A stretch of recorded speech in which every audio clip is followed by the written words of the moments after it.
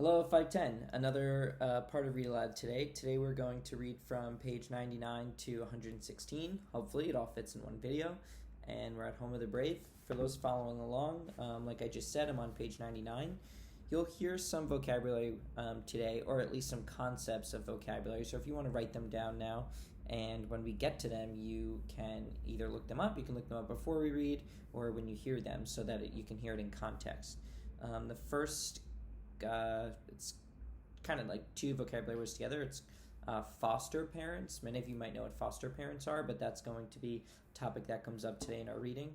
Another vocabulary word that you'll hear is the word rehab, R-E-H-A-B. Again, many of you might know what this is already, but if you don't, something good to look up because it'll come up today. And finally, the last word is rejoicing, which is verb, the act of to rejoice. It's R-E-J-O-I-C-I-N-G, rejoicing. So our next chapter is called Not Smart Boy on page 99. Our first stop and jot's going to come up pretty quickly on page 99, so be ready with your document open so that you can stop and jot when you hear it. I don't want to cry. A man must show strength in the presence of a woman. But if I had to choose between kissing a crocodile and telling my aunt the news of her broken dishes, I would choose the crocodile any day. Oh, remember what happened in our last chapter when Keck had put his dishes into the washing machine where you typically, you should put clothes because he thought that it would clean them. Ooh. I look into the hole. Hannah looks too. It is not a good thing to see. I have many more dishes, but they are much smaller. So let's stop right there for a second. Does he actually mean that he has smaller dishes? Or when he says, I have many more dishes, but they're much smaller, what is he trying to say there? You should be thinking to yourself, it's because they're all broken little pieces right now. I look at Hannah and she looks at me. I cannot say why, but when I look at her, I feel like I've gulped down a laugh that needs to fly free. So this is our stop and jot. It's the end of page 99, not 91, 99. And Keck expresses that he's not looking forward to doing something. How does he do this? What did the author do to show, not tell? So our author is using a great example of show, not tell here. It's in stanza 1,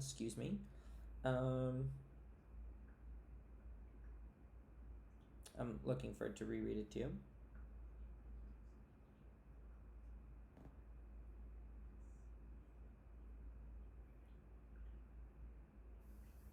So what is our author doing to show, not tell here? I don't want to cry because a man must show strength in the presence of a woman. But if I had to choose between kissing a crocodile and telling my aunt the news of the broken dishes, I would choose the crocodile any day. What is our author doing to show, not tell here? So stop and jot. I'm going to keep on reading.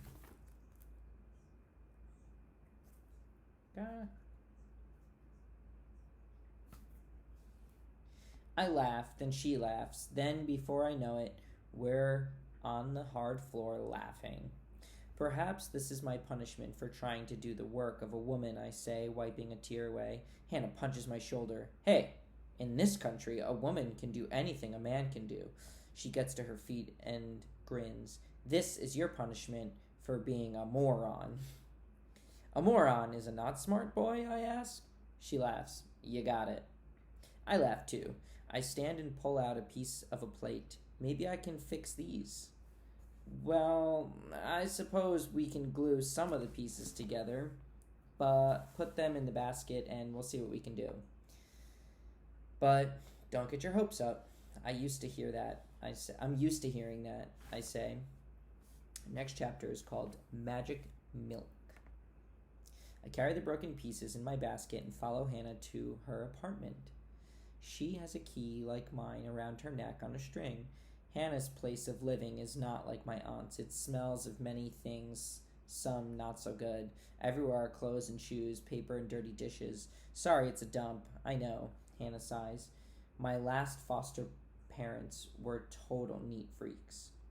Do you have brothers or sisters, I ask? 3 older, 1 boy, 2 girls, all foster. My brother works at Burger King right now.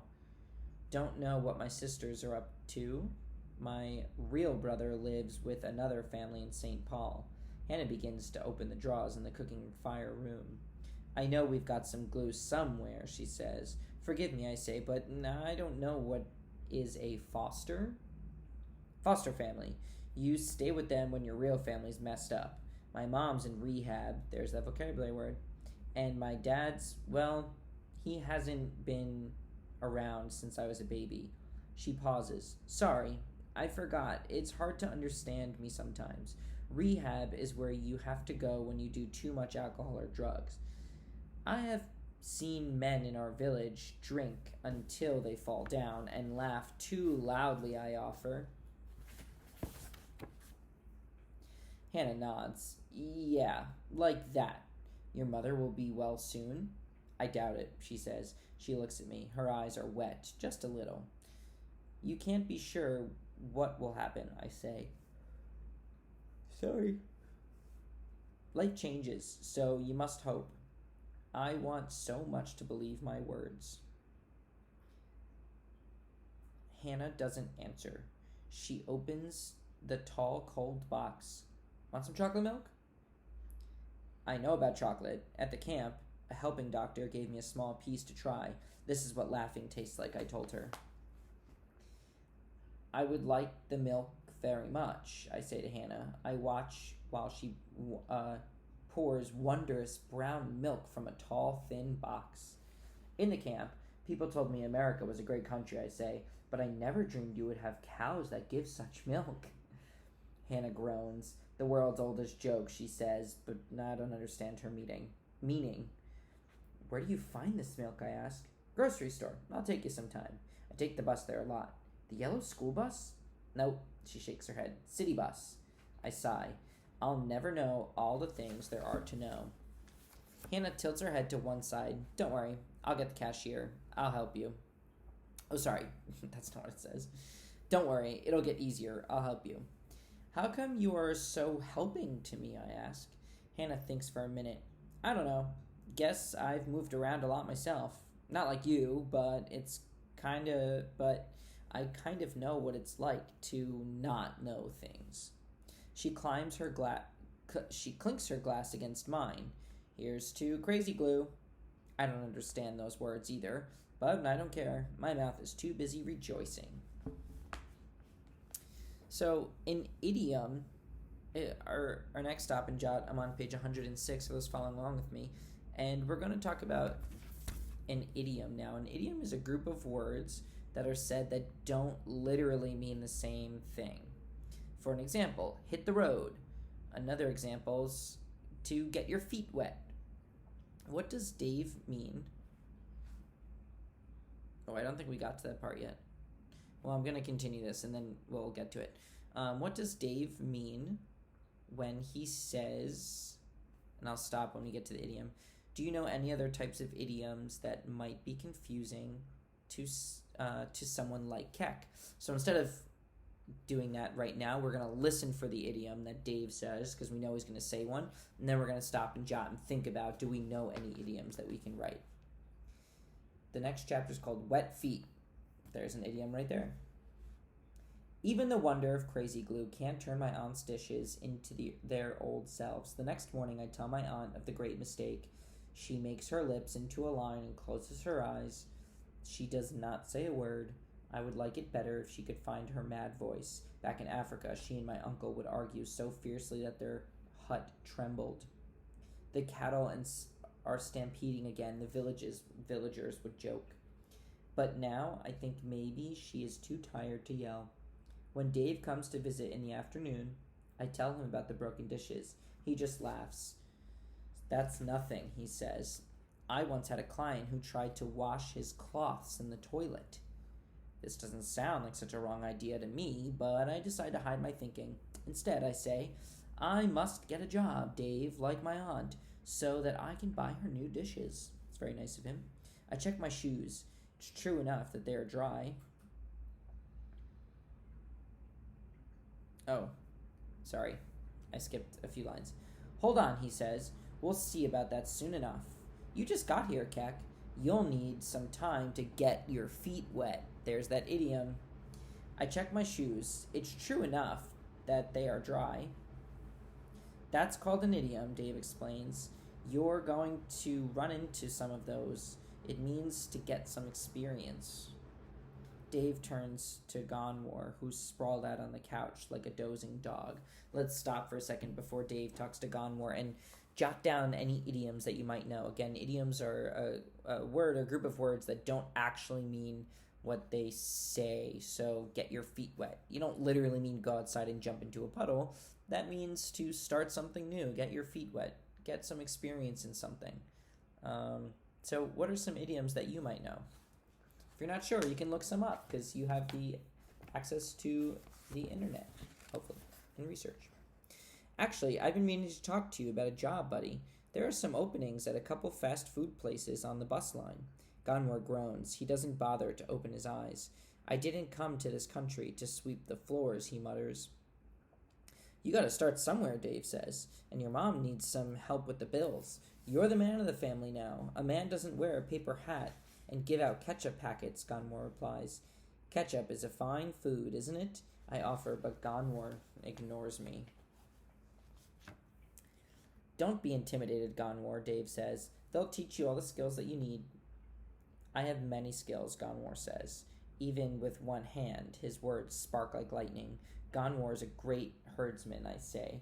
He was one of the best in our village. We'll talk about this later, Gonwar, Dave says.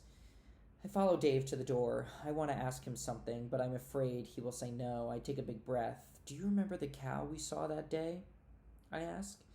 I would like to go back and visit her again. Gee, I can't today, Keck, Dave says, but maybe next week? He did not say no, I realize, so I try again, just like I would have with my own father. Sometimes if you ask enough, fathers turn maybes into yeses. But only sometimes. Maybe I could take the bus. My new friend Hannah takes the bus to new places, I say. She could come with me? Dave thinks for a moment. He takes a little piece of paper and a pen out of his pocket and writes some words. This is where the farm is, but don't try going without a friend to help, okay? So we're going to stop right there for just a second to stop and jot. It says, what do the words spark like lightning suggest about Gonwar's words and how they made Keck feel? If you don't remember, it says, I have many skills, Gonwar says, even with one hand. His words spark like lightning. So the author chose to include that line right afterwards to describe those words. Do the words actually come down and strike someone like lightning? No, of course not, because words don't do that. So what exactly is the author trying to say about that set of words and what Gonwar just said? How do words strike like lightning? Jot down your thoughts. Okay, I say. I put the paper in my pocket of my jeans. Give her a pat for me, buddy. Dave says as he opens up the door. I think he is just being kind, since I'm certain he is not a great lover of cows. I wave goodbye and smile to myself with the secret comfort of the big idea. Bus, next chapter, 113, page 113. On the day with the name of Saturday, Hannah and I wait by the road for the bus to come. It's even bigger than the school bus, with a sour breath and slow growl of a starving animal. The door squeals open, and I follow Hannah up the stairs. She pours quarters into my glove. Here, she says, do like I do. Her money clatters into a box by the driver. But, I shake my head, the school bus is free. This one you pay for, she says. Come on, hurry up. The driver makes a face that says, stupid new to this country boy.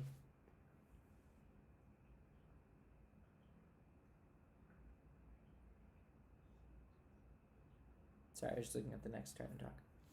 But Hannah, I say, I can't take more money from you. Hannah tips my glove over the box and quarters slip into the...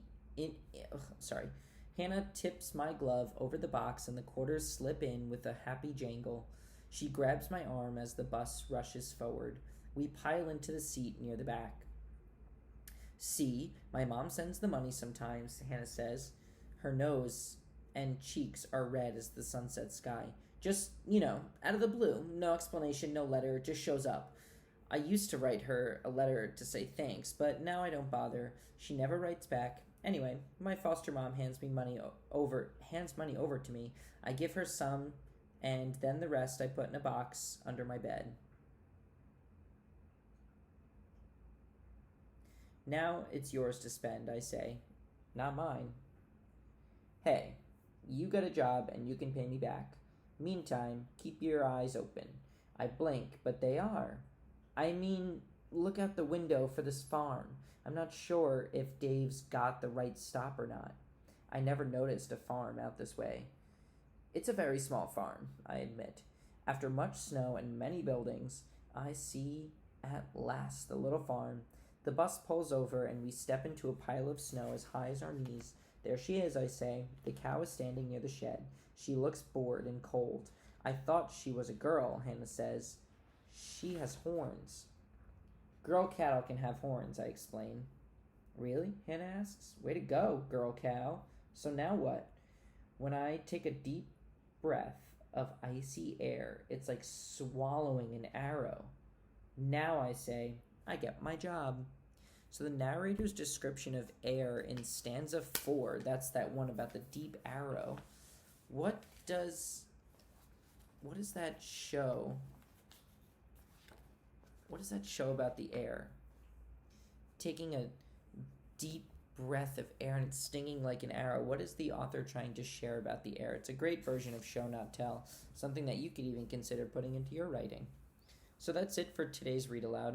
I stopped on page 116, and we'll pick back up with it very soon. See ya.